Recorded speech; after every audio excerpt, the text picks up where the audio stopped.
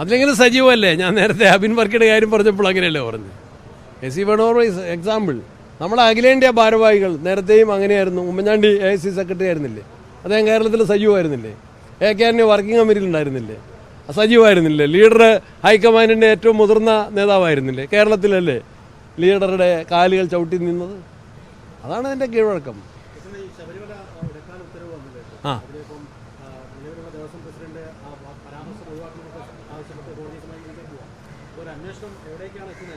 അപ്പം അതിൻ്റെ അർത്ഥം എന്താണ്?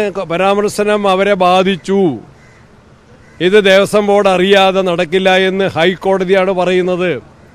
അത് അംഗീകരിക്കാൻ ഗവൺമെൻറ് തയ്യാറുണ്ടോ?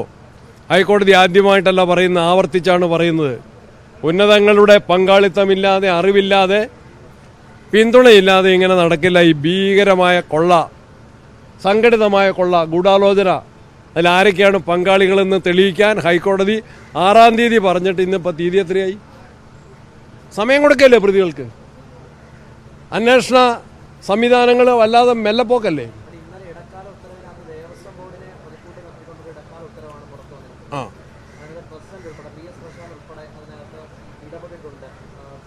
അവരതിലെ പ്രതിസ്ഥാനത്ത് നിൽക്കുകയാണ്.